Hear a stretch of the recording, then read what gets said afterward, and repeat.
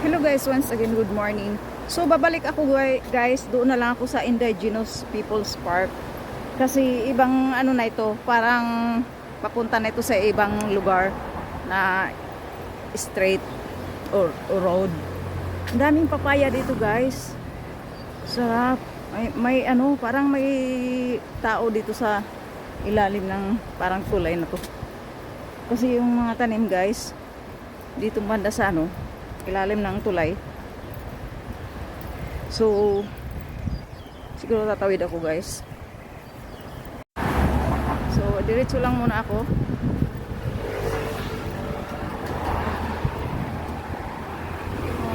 Ano, pictures.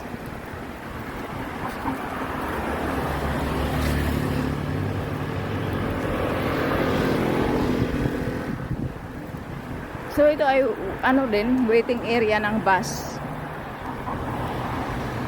Papunta sa Shilin. May ba restaurant din dito? Yan o.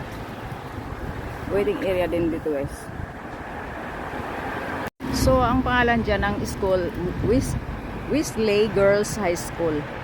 So that means only for school for girls. So tatawid ako guys, antayin ko lang itong green light. Kasi pupunta naman ako doon sa Indigenous People's Park. So dito na ako tatawid. Mga ganitong school guys, ano yan, English school. Expensive yan. Kung ang amo ko, kung may anak na babae, sure dito yan mag-aral. Pero ang mga anak niya ay puro lalaki. So wala pa naman yung green light guys. Putulin ko na lang itong aking pagbi-video kasi gusto kong kumuha ng pictures. Thank you so much for watching and please follow me. Bye for now.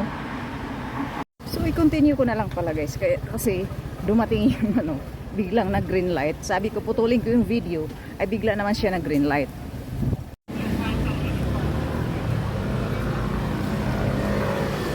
Yan mga ugat guys ng puno. Kumakapit dito sa parang bakod na to. So mamaya siguro kung ganahan ako, balikan ko yun. Ano yan oras nila dyan? May malaking orasan sila dyan guys. Parang totoong oras yan ah. Kasi alas 9 na talaga ngayon. Alas 9:06. Oh, tamang tama guys. True. Gusto ko lang ang orasan guys yan. Yung school na yan na may malaking orasan sa dulo. Ayan. May orasan siya guys.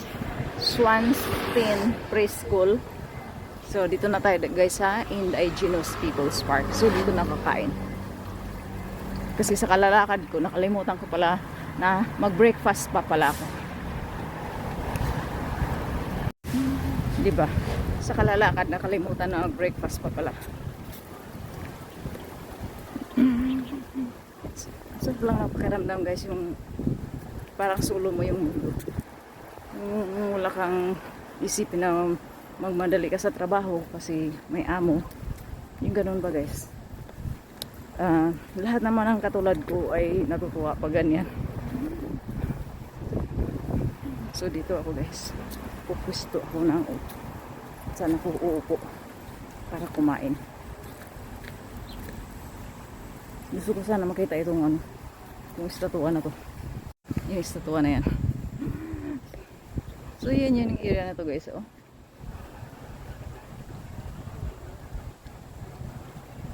Yan. Para siya may hagdanan doon.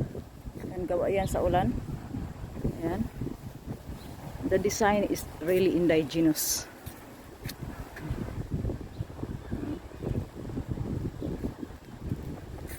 So dito akong naira guys kakain. Pero siguro upo ako. Saan kaya ako upo?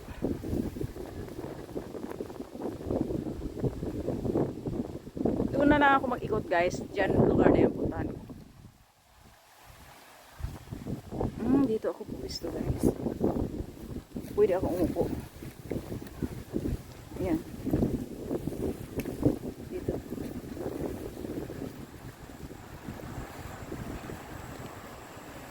Ako upo guys. Itayo ko lang itong aking tripod. Ayan. Kasi may baon ako eh. Mamurot yan.